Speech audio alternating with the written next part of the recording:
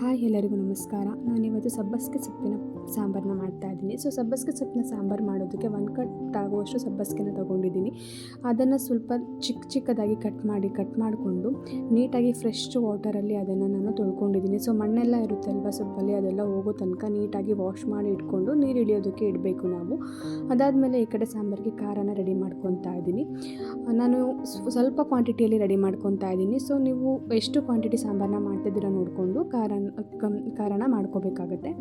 ನಾನಿಲ್ಲಿ ಮಸಾಲೆನ ಒಂದು ಜಾರಲ್ಲಿ ಸ್ವಲ್ಪ ಕಾಯಿ, ಸ್ವಲ್ಪ ಈರುಳ್ಳಿ, ಸ್ವಲ್ಪ ಕರಿಬೇವು, ಸ್ವಲ್ಪ ಬೆಳ್ಳುಳ್ಳಿ, ಸ್ವಲ್ಪ ಹುಣಸೆಹಣ್ಣು, ಸ್ವಲ್ಪ ಟೊಮೊಟೊ ಹಾಗೂ ಸ್ವಲ್ಪ 1 ಟೀ ಸ್ಪೂನ್ ಆಗುವಷ್ಟು ನಾನು ಗರಂ ಮಸಾಲ, 1.5 ಆಗುವಷ್ಟು ನಾನು ಅಚ್ಕಾರ ಪುಡಿನ ಹಾಕ್ಕೊಂಡಿದ್ದೀನಿ. ನಿಮಗೆ ಎಷ್ಟು ಖಾರ, ನೀವು ಎಷ್ಟು ಖಾರನ ತಿಂತೀರಾ ಅಷ್ಟು ನೋಡಿಕೊಂಡು ಖಾರನ ಹಾಕ್ಕೊಳ್ಳಿ.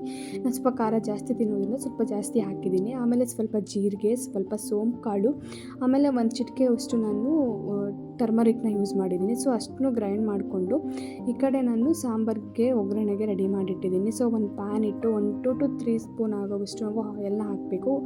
ಆಯಿಲ್ ಸ್ವಲ್ಪ ನಾವು ಕಾಯಬೇಕು. ಕಾಯೋಕ್ಕೂ ಮುಂಚೆನೇ ನಾವು ಏನೂ ಕೂಡ ಅಂದರೆ ಜೀರಿಗೆ ಆಗಿರ್ಬೋದು, ಸಾಸಿವೆನ ಆ್ಯಡ್ ಮಾಡಬಾರ್ದು. ಸ್ವಲ್ಪ ಕಾಯ್ದ ನಂತರ ಸ್ವಲ್ಪ ಜೀರಿಗೆ, ಸ್ವಲ್ಪ ಸಾಸಿವೆ, ಸ್ವಲ್ಪ ಕರಿಬೇವು ಮತ್ತು 1 ಒಣಮೆಣಸಿನ್ಕಾಯಿನ ಆ್ಯಡ್ ಮಾಡಿ 1 ನಿಮಿಷ ಅದನ್ನು ನೀಟಾಗಿ ಎಣ್ಣೆಯಲ್ಲಿ ಬಾಡಿಸ್ಕೊಂಡಿದ್ದೀನಿ.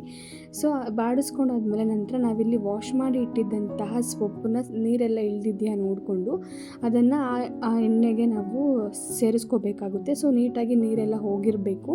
ಯಾಕಂದರೆ ನಾವು ಒಂದು ಸ್ವಲ್ಪ ಅದನ್ನು ಬಾಡಿಸ್ಕೋಬೇಕು ಎಣ್ಣೆಯಲ್ಲಿ. ಸ್ವಲ್ಪ ತುಂಬ ನೀರಿದ್ದರೆ ಟೇಸ್ಟ್ ಬರಲ್ಲ, ಸೊಪ್ಪು ಸಾಂಬಾರು ಅಷ್ಟು ರುಚಿ ಅನಿಸೋದಿಲ್ಲ.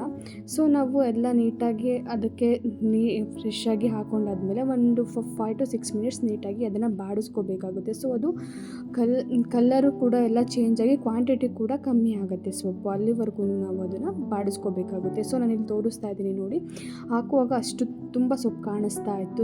ಇವಾಗ ಬಾಡಿಸ್ಕೊಂಡ್ಮೇಲೆ ಸ್ವಲ್ಪ ಸೊಪ್ಪು ಕಾಣಿಸ್ತು. ಇಲ್ಲಿವರೆಗೂ ನಾವು ಬಾಡಿಸ್ಕೋಬೇಕಾಗುತ್ತೆ. ಆಮೇಲೆ ಸ್ವಲ್ಪ ಬೇಳೆನ ನಾನಿಲ್ಲಿ ಸೇರಿಸ್ಕೊತಿದ್ದೀನಿ. ಬೇಳೆನೂ ಕೂಡ ವಾಶ್ ಮಾಡಿ ಎತ್ತಿಟ್ಕೊಂಡಿದ್ದೆ. ಅದನ್ನು ಇವಾಗ ಇಲ್ಲಿ ಸೇರಿಸ್ತಾ ಇದ್ದೀನಿ. ಬೇಳೆನೂ ಹಾಕೋದ್ಮೇಲೆ ಒಂದು 2 ಮಿನಿಟ್ಸ್ ನಾನು ಹುರ್ಕೊತೀನಿ. ಬೇಳೆ ಮತ್ತು ಸೊಪ್ಪು ಎರಡೂ ಮಿಕ್ಸ್ ಆಗೋ ತನಕ ಅದನ್ನು ನಾನು ಬಾಡಿಸ್ಕೊತೀನಿ. ಆಮೇಲೆ ನಾವಿಲ್ಲಿ ರೆಡಿ ಮಾಡಿ ಇಟ್ಕೊಂಡಿದ್ದಂತಹ ಖಾರನ ಸೇರಿಸ್ಬೇಕು. ಖಾರನ ನಮ್ಗೆ ಎಷ್ಟು ಬೇಕೋ ಅಷ್ಟನ್ನು ನೋಡಿನೂ ಸೇರಿಸ್ಕೋಬೇಕು. ತುಂಬ ಖಾರನ ಆ್ಯಡ್ ಮಾಡಿದ್ರೆ ಸಾಂಬಾರು ಅಷ್ಟು ರುಚಿ ಬರೋದಿಲ್ಲ. ನಮಗೆ ಏನು ಕ್ವಾಂಟಿಟಿ ಬೇಕೋ ಅದನ್ನು ನೋಡಿ ನಾವು ಸೇರಿಸ್ಕೋಬೇಕು. ಆಮೇಲೆ ಖಾರನ ಸೇರಿಸಿದಾದ್ಮೇಲೆ ಎಷ್ಟು ನಮಗೆ ತೆಳು ಬೇಕು, ಸಾಂಬಾರು ಗಟ್ಟಿ ಬೇಕು ಅಂದರೆ ಸ್ವಲ್ಪ ನೀರನ್ನ ಆ್ಯಡ್ ಮಾಡ್ಕೋಬೇಕು. ಜಾಸ್ತಿ ಬೇಕು ಅಂತಂದರೆ ನಾವು ಜಾಸ್ತಿ ನೀರನ್ನು ಆ್ಯಡ್ ಮಾಡ್ಕೋಬೋದು. ಆಮೇಲೆ ಸ್ವಲ್ಪ ಉಪ್ಪನ್ನು ಸೇರಿಸಿ ಲಿಡ್ ಕ್ಲೋಸ್ ಮಾಡಿ 1 to 3 ವಿಸಿಲ್ಸ್ ನಾವು ಹಾಕಿಸ್ಕೋಬೇಕಾಗುತ್ತೆ. 2 to 3 ವಿಸಿಲ್ಸ್ ಹಾಕಿದ್ರೆ ನೀಟಾಗಿ ಬೇಳೆ ಎಲ್ಲ ಬೆಂದಿರುತ್ತೆ. ಸಾರು ಕೂಡ ರುಚಿ ಬರುತ್ತೆ. ನಾನು ಇವಾಗ ಇಲ್ಲಿ ಲಿಡ್ನ ಓಪನ್ ಮಾಡಿ ತೋರಿಸ್ತಾ ಇದ್ದೀನಿ. ನಾನು ಗಟ್ಟಿಯಾಗಿ ಸಾರು ಮಾಡ್ಕೊಂಡಿದ್ದೀನಿ. ನನಗೆ ಗಟ್ಟಿಯಾಗಿದ್ದರೆ ಸ್ವಲ್ಪ ಇಷ್ಟ ಆಗುತ್ತೆ. ತುಂಬ ತೆಳು ಇದ್ದರೆ ಇಷ್ಟ ಆಗಲ್ಲ. ಅದಕ್ಕೆ ನೋಡಿ ಎಷ್ಟು ಚೆನ್ನಾಗಿ ಬೇಳೆ ಸೊಪ್ಪು ಎಲ್ಲ ಬೆಂದಿದೆ. ಈ ಸಾಂಬಾರು ಜೊತೆಗೆ ನಾನು ಮುದ್ದೆನ ಮಾಡ್ಕೊಂಡಿದ್ದೆ. ಮುದ್ದೆ, ತುಪ್ಪ, ಸಾಂಬಾರು ಒಳ್ಳೆ ಕಾಂಬಿನೇಷನ್ ಇತ್ತು. ನೀವು ಟ್ರೈ ಮಾಡಿ, ಕಮೆಂಟ್ ಮಾಡಿ.